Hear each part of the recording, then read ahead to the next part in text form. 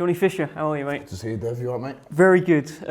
So, a bull versus a rhino in Riyadh. Yeah. Talk to me about this. It's a good little catchphrase there. The battle of the mullets as well. And That. this fight could be in a zoo, but it's going to be in the Kingdom of Saudi Arabia. So really, really looking forward to that. And what an opportunity. Were you pinching yourself yesterday at the press conference? I know you weren't up at the same time as Fury and Usyk, but of course you share a card with them. And still, the settings yesterday, magnificent. It's magnificent, and I'm a Tyson Fury fan. I'm a Gypsy King fan. I always have been. I got the privilege of sparring him a few years back before he fought Wilder in the third fight. And the fight between him and it happens to be the other great of our time, Alexander Usyk. It is a pinch yourself moment. And did you pinch yourself? A little bit. Not exactly, but not physically, but metaphorically I did, yes, yeah, definitely. Talk to me about this mullet. Where has this come from, Johnny? Well, I've always had a big back of my head, like a Godzilla head, so I thought rather than keep having the skin fade where it shows like how massive my head is, I thought why not just grow a bit of hair at the back, and I was just growing it out to start with, and then I thought hang on, just shave the sides, it might make it look a little bit cool. And down at Exeter Uni, the mullet was the haircut of the day, so I'm a bit late to the party, but I'm here nonetheless. But you bring your own party. But why have you hidden it today? Are you okay with it? Oh, no, go on, here he comes. Let's just Sometimes, have a look at this. Look at this glorious mullet. It's a very thick mullet. It's not a subtle one now. It's really out there, and it's a fashion statement. But sometimes I wear the cap because it shapes the top of my head a bit better, and then I take it off because the top is a bit like a bird's nest. But yeah. At the back, I've got a nice mane going on, so, there we go. Well, you're the main man. What about Dave Allen yesterday? He had a lovely mullet on him too. We've accidentally grown mullets at the same time. I thought you'd pre-agreed it. No, it wasn't a pre-agreed. That makes it even more special. So everyone who's a fan of the mullet, they've had an absolute surprise on their hands at the press conference yesterday, so good luck to them. What did you make of Dave yesterday? Listen, he's always the same, isn't he? He doesn't build it up too much. I'm quite similar, got a similar mentality in the way. I know I'm going to go in there and give it 110%, so I don't have to big myself up or big him up and try and create a bit of hostility. I'm a nice man, he's a nice man, but I'm still going to punch him as hard as I can, as I said yesterday, and he will do the same. So there's no need to talk. I'm going to give it my best, and it doesn't matter who it is in there. They're going to get it from me as much as they can. Is it a bit of a full circle moment as well? Because obviously he was the first professional you ever sparred, and now look at you. Yeah, well, that was 4 or 5 years ago now. I was 20, I think 19 or 20, probably 20, and not really boxing, if I'm being honest at that point. I was just messing about, thinking, oh, it'd be cool to go and spar Joe Joyce, it would be cool to go and spar Dave Allen. I can go and show off to my mates at uni that I've done this, and rugby was what I was angling at that point. And I think that's what my career's been all about, not putting a ceiling on it, not trying to think I've got to get to this point, just going with it and enjoying it. And enjoying something and dedicating yourself to it, you can go very far. So I'm here now and I've still got that same mentality. Keep rocking up, keep trying to put on a good performance and see where it goes.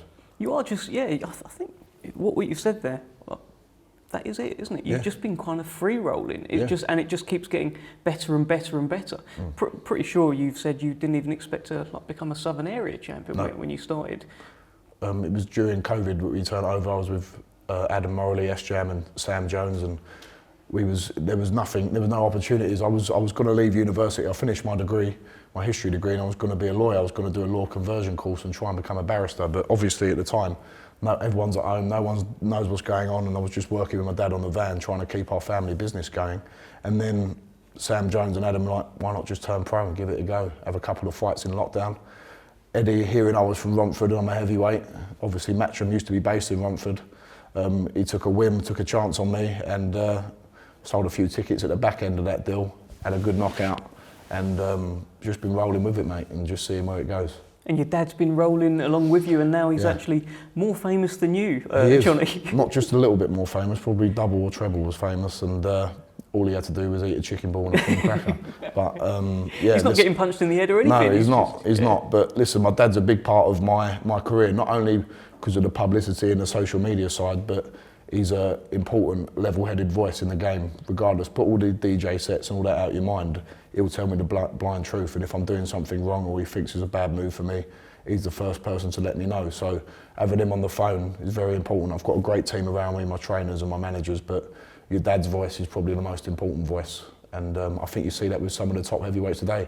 John Fury and Tyson Fury, Daniel Dubois and his dad, they're a massive part of your life. Filip Hrgović obviously lost his dad a few years back, and he always was telling me about how important he was. So no matter how you go through your boxing career, family is the most important thing, and my dad is a massive, massive part of that, obviously. Is he like forthcoming with praise, or does he hold back? Is he the one who's always the voice telling you, no, Johnny, do better, or is he, I don't know, just always kind of telling you he the puts best? praise on Instagram, social media and stuff, but he's the one who gives me the hardest conversations. Like, he's the one who tells me first, right, don't do that, do this, you should have done this, or if I'm going out. Like what? Are there any? I'll give you an example. Like, just say I was out on a Saturday night, 8 weeks out from my fight, and I think, actually, it's all right, I'm 8 weeks out, and I was out till 11 o'clock at night or 12 o'clock at night. He'd say, Johnny, you cannot be doing that. And that was more early in my career, like 2 years ago. Like little things like that, where you don't think you're doing something wrong, but in the back of your mind, something, that voice is like, should I be doing this? And then your dad just confirms it. And I might, at the time, be really angry and be like, Dad, why are you getting under my skin? What are you doing? But then a few days later, you're like, he was right, and that's why it was peeing me off, because I knew he was right the whole time. But little things like that, living the correct lifestyle, which I do 110% now.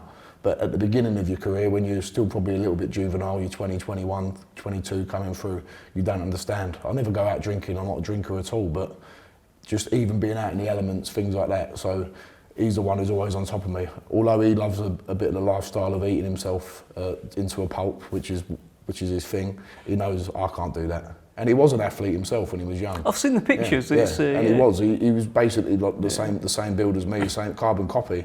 So I know what my future's going to be. I'm going to be Big John 2.0. Well, yeah, I mean, we look forward to that. Listen, this Dave Allen fight, is this a 50-50? It depends how it turns up on a night. Honestly, with heavyweights, it's a cliche, it's been said time and time again. If I don't stamp an authority down on the fight straight away, Dave Allen, to the public, to the boxing public, like, oh, Dave Allen, he's been around, he's done this, he's done that. He has been around, and he probably is a bit worn, but he's not that old, he's 32. And on his resume are a lot of names that I've not even got near to touching. Dillian White, Tony Yoka, David Price. Knocked out Lucas Brown. Lucas Brown, and he's never been knocked down himself, Dave Allen. So people were more up for the Babic fight, if I'm being honest. They were going, oh, this is too soon for Johnny. He had loads of messages coming through. He's going to get you. He's going to do this. The Savage is coming for you. I knocked him out in 20 seconds. I don't see in any world being realistic how I can do that to Dave Allen. I might go across the ring on a night and just think, hang on, I'm just going to go for it, because sometimes I get an impulse just to let my hands go. But with him, I think it's going to be more of a systematic job, where I'm going to have to use that jab that I've got, which I've just started to really master now. And Dave Allen is no joke. And the people in the boxing public might look at this fight and think Johnny Fisher should come through it, but I'm not so sure. And every fight I go in with that mentality that it is a 50-50. Well, Dave Allen's no joke, and neither was the guy sat next to you yesterday. No. And I, planted a little seed there with you and Moses Itauma. When are you going to fight him? Moses Itauma is a great talent, and he's being bigged up to do amazing things. I get on pretty well with him, to be fair. He's having a nice chat. And as I said, I am that cold night away in Stoke, and I'll fight any. I love that line. Yeah. And listen, I've never bigged myself up to be anything I'm not, but if I land on your chin, it doesn't matter who you are, whether that's Moses Itauma, Tyson Fury, Alexander Usyk. I'm saying that with the deepest of respects, but as anyone over a 14 stone limit, any man over 14 stone 4 has got a chance, and that's a fight we can take 110%. But at the minute, I'm the one who's got the crowd, I'm the one who brings all of the atmosphere, the occasion right now. But that could change a year, 18 months down the line. And I just need my value to be recognised in any fight that I go into, whether that's an Itauma or any of the domestic heavyweights. I'm open for business with anyone, but it's got to make sense for me at the same time. You're also under pressure. It feels like you've got this growing army of, I think they're called the Bosch Army. I'm sure they'll be coming out. Bosch Army. The Bull Army. Yeah. They'll be out in Riyadh with you, I'm sure. Rowdy in Saudi, 100%. Yeah, Rowdy in Saudi. Your following's going up there as well. There's a lot of eyes on Johnny Fisher and how he performs, and more so than ever on the grandest stage of them all. Are you feeling that at all? There is perceived pressure, but for me, there's none. I'm doing what I love. I'm doing something that I never dreamed I could do 3-4 years ago when I was at Exeter University playing rugby, trying to get in that Exeter uni team. This is all fun for me, Dev. That's amazing. So this is still just fun? I don't care. I don't care. I'm literally going to go in there free. Every time I fight, I go in there and I just let my hands go. But the good thing is now with Mark Tibbs and Jimmy Tibbs and Sonny Cannon, my team, I'm refining them skills a little bit more. So when you can fight with a freedom, but you've got the skills and a bit of temperament behind that as well, that's a very, very dangerous mix. So I'll go in with absolutely anyone. And my job in life, right, everyone's job in life is to build a security for their family and build a legacy if they can. But more importantly, it's the material things. We're in a time where the cost of living is through the roof, and like all normal people in the world, I just want to pay my mortgage off. I want to give my mum and dad a nice little bonus if I can, go on some nice holidays. I've got very material, without sounding selfish, that's my aim in life, is to give my family a better life. So all the other stuff is a bonus, and to be able to do this on Riyadh season and going out to fight on these cards with the Furies and the Usyks, it's a dream come true for me, and doing that, it makes me want to perform as well as I can. Well said. I love that. That's actually Dave Allen there. I don't know if you can see him. I don't know if you can quite make him out. Is he behind me? Yeah, no, he's just there. I don't know if you've got anything you want to say. Oh, you mean the camera? Yeah, just the camera. It's just something. Still half asleep. I don't know if you want to. Yeah. Anything you want to tell the White Rhino who's been watching in, listening in on this interview? Big Dave, listen, I've sparred you once before, well, a few times before, and you belted me, and you're going to try and do that again. I'm going to try and belt you. And as I said, we said it last night, there's nothing we need to say.